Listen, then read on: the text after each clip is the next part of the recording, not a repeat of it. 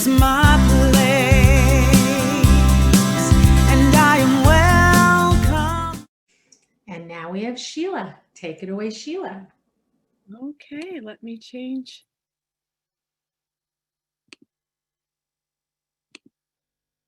Pardon me while I focus. Oh, I did it right. Excellent. Can you hear me? Vesna, can you just confirm that my audio is working? It's working beautifully, Sheila. Oh, look at that. I made the transition smoothly. Ta-da! The words between thoughts and things. And that song just is everything I hope to communicate in my talk today. We'll be talking about how we use the masculine and the feminine in our communication and embodying the power of the spoken word.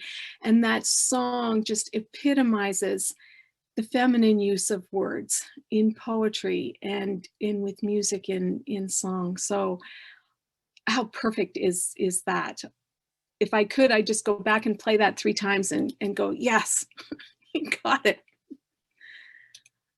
The Sawabona, everybody. This is me reaching across space and time to connect heart to heart and mind to mind with you till we co-create this sacred time together.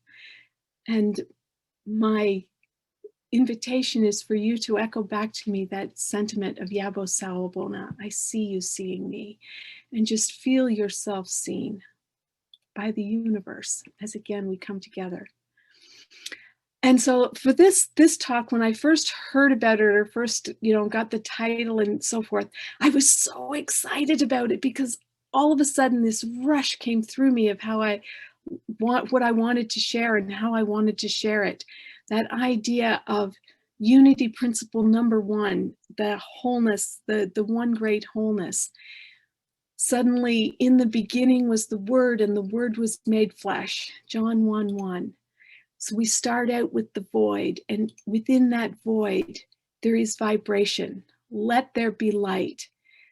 Let there be light being words, being vibration, and it putting into motion the Big Bang, the creation of everything that comes from the void, in the pure potential, the divine feminine, into expression, and putting into the motion the creative process.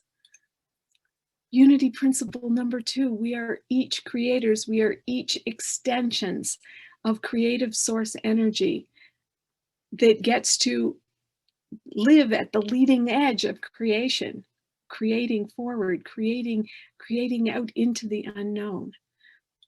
And unity principle number 3, the law of mind action, which is energy following thought, which is putting the vibration, putting the frequencies out there that create as part of that creative process.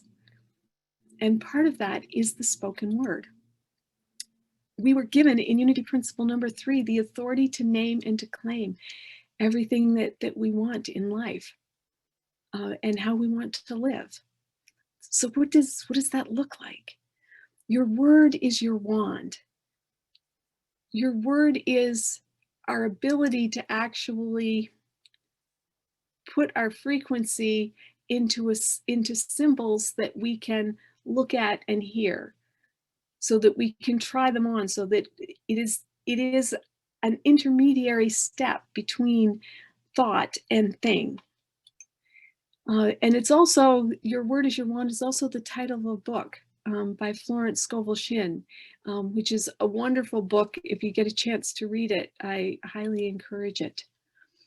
So again, we come back to that, in the beginning was the Word, and the Word was made flesh, and we are the ones that choose what thoughts to put to words, what thoughts to coalesce from the abstract into more concrete images that can be embodied in words, that can come into physical manifestation. So words are that intermediary step in the crystallization, manifestation process of turning thoughts to things. Words are a means of making vibration visible and contemplatable. Some of us think in images, a lot of us think in words. And so they give us a means of actually seeing our vibration as we're creating it and feeling it, the energy that we put behind words. So where does the masculine and feminine come into this? Left brain, right brain. Left brain being the masculine, or often considered the masculine aspect, and the right brain, the feminine. You'd also think of it as the yin yang. Logical, verbal, rational, objective, target-oriented and directional, analytical, linear, part of detail, precise, the orderly. Those are the aspects of the divine masculine. It also embodies the aspects of language. This is where our language center is. And then on the right side of the brain then is music, art, emotion, intuition. It's our psychic nature. It's the dreamer. It's colors. It's creative. It's fun. It's free. It tends to embody more the symbolic aspects of our nature. And the more I explored this, the masculine being that of activity and the feminine being the stillness, and again, the more I explored it, the more I realized it really is the yin yang symbol of, that it's not either or, it's both and each one embodies aspects of the other. And each one requires the other. When you think about it, the language may be the domain of the masculine, but every word is in fact a symbol for something that it is representing. Symbols being the aspect of the divine feminine. The divine feminine borrows language to create song, to create lyrics, to create poetry. A picture is worth 1,000 words, but sometimes it takes a couple of words to explain a picture.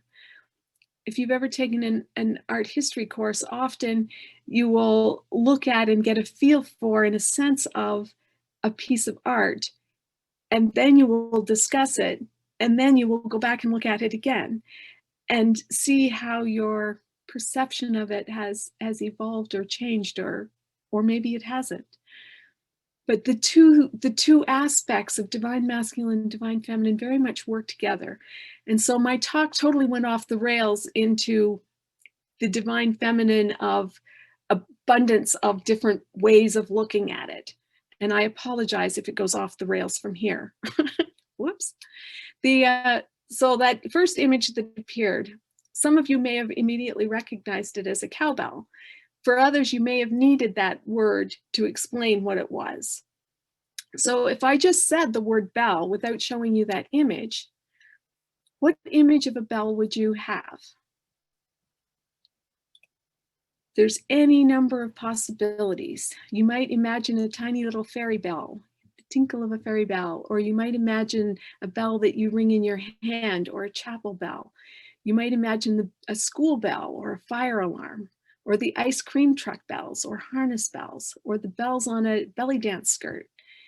Any number of different bells or understanding of bell.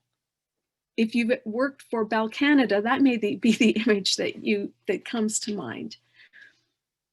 So words in and of themselves are very limited and can lead to confusion, and they can also carry with them a whole backlog or a whole suitcase full of associations and meanings.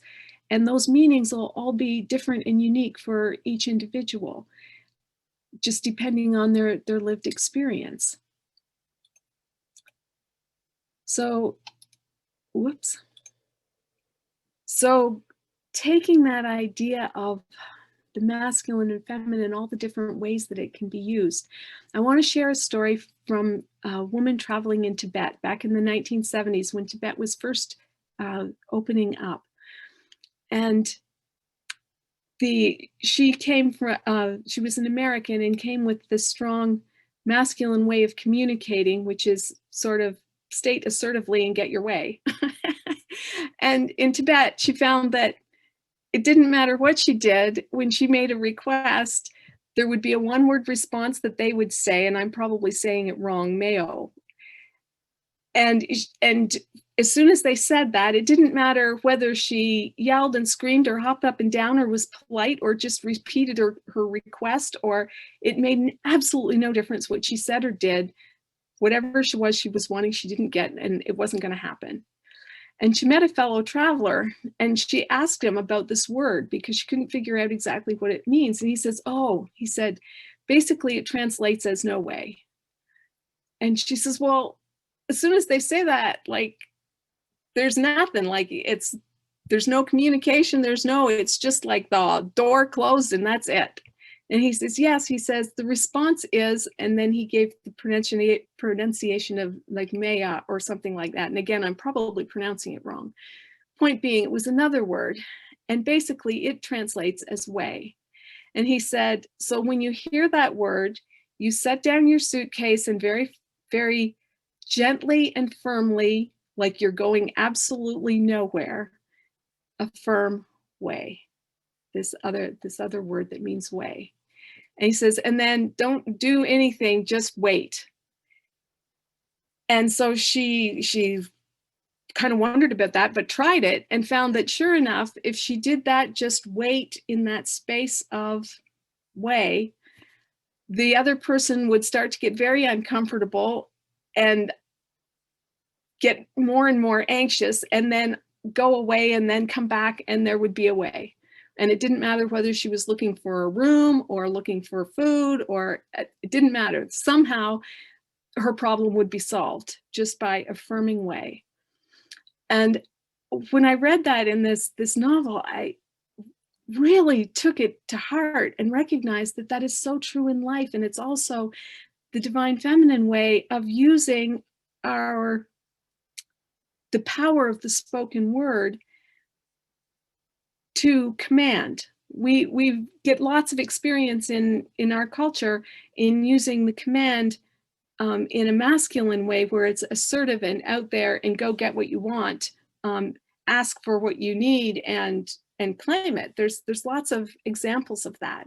There's not a whole lot of examples of how to embody it in the feminine, and just grounding into the truth of our being and owning it in a gentle, solid, not moving way, in the irresistible way, a masculine, solid, foundational way. And again, that's where masculine, feminine, feminine, masculine, it really doesn't matter. It's really about coming home to the solidness of our truth and expressing that in whatever way we need to in the moment. That yin yang balance. So when we're using our words, how do we take them from that the glow of an abstract idea into a more focused, diffuse light that can shine a light on something, into laser focus that can create and manifest right before us? And feel the difference in power between a light glow and a flashlight and a laser, and feel the advantages of each. One is very narrow focus, so you lose the bigger picture. The other gives you the bigger picture, but is more scattered light and doesn't have the same intensity, the same focus, the same power to cut through. And a soft glow is a vagueness. You know, what happens in vagueness stays in vagueness. The process of creation and creativity requires that we bring things into focus, that we separate out what is not and separate out what is, and make that definition more clear. And the difference between spark and a floodlight, a spark being that idea that's a glimpse and a glimmer, and how do you draw energy into it to turn it into a floodlight that can't be denied, to bring that idea forth and really turn it on. And that process is a personal one, and it happens internally. And often when we have that spark, We have to nurture it and care for it tenderly and within. Usually at the spark stage isn't the stage at which you share it with somebody. You wait till you get a little bit of a flame first. And then it's important to find someone with whom you can trust to share it, so that you bring words to it to help you clarify it and to help fuel it and to bring it more into what's the right word? Into clarity, into substance. If you've ever had an aha moment and you get it and you go, oh, this is brilliant. And if you don't write it down or don't share it or don't do something with it, it's gone again in just as quickly as it came. And so finding ways to share it, to affirm it, to validate it, so that it doesn't get dismissed by the conscious mind. So how do we practice focus? We can talk about what you want rather than what you don't want is a great way. So often we focus on our problems or focus on things that we don't want, or focus on the exception that isn't working rather than on the things that we do want or the things that are working. And so becoming more aware of what we're focusing on has huge power. Sharing our aha insights, as I just mentioned, and writing down our dreams. It's like, when you wake up first thing in the morning and your dream is so clear and you go, oh, I'll remember that. And then you don't. So taking the time to write it down and work with it. And that's as true for night dreams as it is for daydreams, as it is for inspiration, as it is for dreams that you would like to manifest. The wise use of words is so important to our spiritual development and to our life in general, that the masters and sages all speak to it, whether it's Jesus or Buddha or Krishna or they all speak to it. Jesus, I think there's 7 or 8 different quotes that he offers about the wise use of our words, and Proverbs mentions a bunch as well. 17 maybe. When I looked it up, I found where there was 31, and then I promptly found about 6 more, and I promptly found a couple more after that hadn't been included in the first 31. I'm going 40. Of course there's 40, as many as it takes. Metaphysically, 4 is that as much as it takes to mean to get the wholeness, to make the shift. So things that they warn is to think before speaking.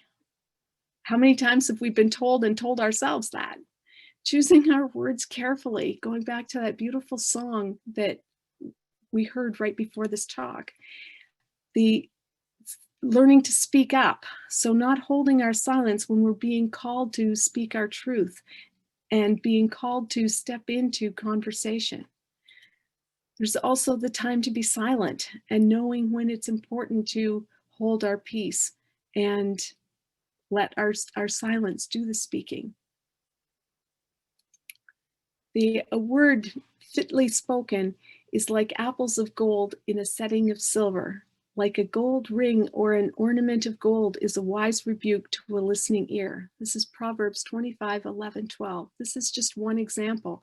When you think about it, this is so true, that we know that the right words consciously spoken in the right setting change everything, or have the power to empower everything, or have the opposite is true. If the wrong words are spoken, it can deflate everything, or set everything on fire.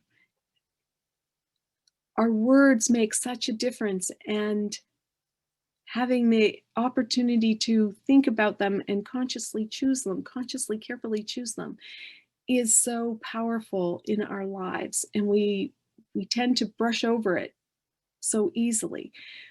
And I couldn't find who it was or where I had read it, but I thought it was so true that in the future, we will get better at sharing less so that we are not so bombarded by the plethora of noise, that we can hear the music within more deeply and share more valuably. All those proverbs and all those sayings and all those quotes from the Bible, did you know that "you can't unring a bell" isn't one of them? Who knew? I thought that it was a proverb and I couldn't find it and went looking for the origin of the quote, and it's as new as 1912 from the Supreme Court in Oregon. And it's like, wow, I am so surprised that that doesn't date back further. And it's the idea that once something is spoken, you can't take it back. So again, choose your words carefully. Words can be so hurtful. And at the same time, they can also be so helpful. So find the courage to speak up when it's something that can be affirmative and can be helpful. And of course, discerning that difference goes back to the serenity prayer. And it also goes back to tapping into align with the truth of your being. Listen to your heart. Listen to whether you're being called to speak up, and check in with what part of you is wanting to speak up and what part of you is calling you to be silent. Let love do the speaking and let fear be held silent. I listen to my thoughts and words carefully. I question them deeply. And again, this is so important. So often my best advice to others is the sage advice I really need to be taking myself. And I know that if I'm not feeling heard, the person who's not listening to me is me, because that babbling that's happening, there's a message in there, and it's usually calling me to sit down and listen to myself, that there's something I'm not hearing. A person is not defiled by what goes in their mouth, but by the words that come out. And that's that's Matthew 15:11 paraphrased. And that's a quotation or a paraphrasing of what Jesus said, that it's our words that we're speaking that make the difference. So as much as we acknowledge that we're impacted by what we hear and what comes into our body, that doesn't have the power to affect us. What has the power to affect us is what we do with it and what we put back out into the world. The tongue is a small body part that can burn down a life. And that's a paraphrase from James 3:3-6. And again, that's speaking to the acknowledgement that we can build ourselves or someone else or the world up, or we can tear it down with a very few words, and choosing our words consciously and putting love behind them. There's so much power in that. And we have the ability to make such a difference. And we also acknowledge, and there's other quotes that I haven't included here, that we have to follow our actions by principle number 5, following through with action. You know, your words speak loudly, but not as loudly as your actions. I can't hear your words past your actions. So that idea that we have to put feet to our prayers and put our words into action. But what a powerful intermediary step, so that we can reconsider through our words before we take action, so that we can reassess and make sure that we are moving in the direction that we truly want to be moving. If I am walking with 2 people, each of them will serve as my teacher. I will pick out the good points from the one and imitate them, and the bad points from the other, and correct them within myself. And this is a quote from Confucius. And this is so true of our words. As we're in dialogue and in conversation, we have this opportunity, and not only with one person or another, but within ourselves and within each person, within each relationship that we share with other people. Discussion is the path to understanding, which means we have to have the courage to dive into conversation, even with all of those things at risk. We even with the potential of embarrassing ourselves with being wrong, and even with the potential of facing people who don't agree with us and, you know, ridicule us, or who are more articulate or whatever, having the courage to have those difficult conversations. It's through that that we can work through and resolve polarities. The sages and masters teach us that it takes grace to be patient, and willingness to hear the ridicule, and the courage to change ourselves. And that's how we grow, and that's how the richness of life and relationship carries us forward and expands us into the expression of the divine as co-creators. This is an image of of a cymatic, which is basically vibration made visible through sound patterns and light. So this is a symbolic image of a word, or of a sound vibration. And this would be the feminine aspect of the words that we've just been sharing and speaking, both in song and in voice, and written as well. So I invite you now to join with me as we take these thoughts and take our words into meditation. And I will invite, thank you. I wasn't sure whether to end it. There we go.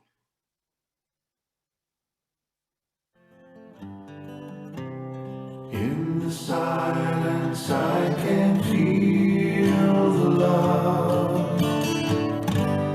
In the silence I can rise above. In the silence I can hear the voice. In the silence I am home. In the silence I can feel the love. In the silence I can rise above. In the silence I can hear the voice. In the silence I am home. In the silence I can feel the love.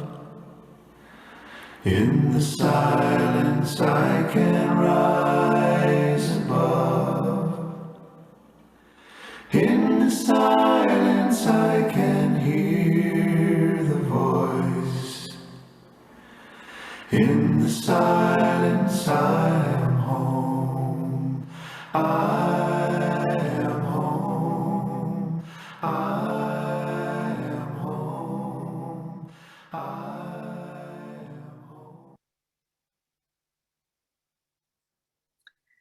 How perfectly ironic that it's the words and the music, the vibration, that brings us to that peace of the silence. I invite you now just to take those words and let them settle like drops in a still pond. They ripple out and settle into the stillness. I invite you to take some time now in that silence, in that stillness.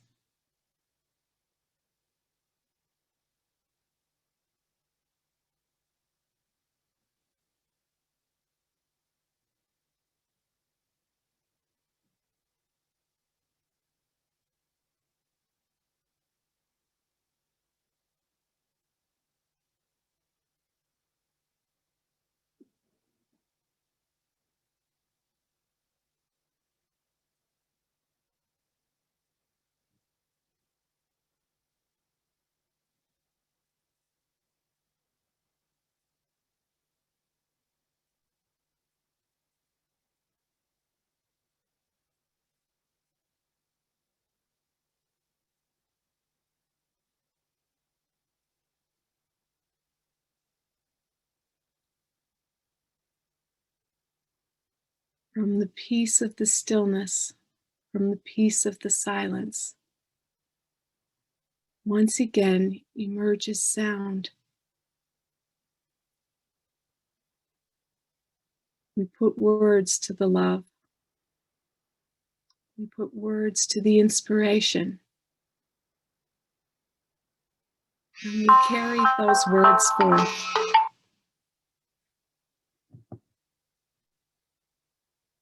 We carry those words forth to bless our day and to bless our world around us. And we let them carry with them, piggybacking in them, within them, the peace and the love and the pure potential of the silence that is always within all. In loving gratitude for this awareness and this access to our potential and to the power of words, we are truly, truly grateful. Amen.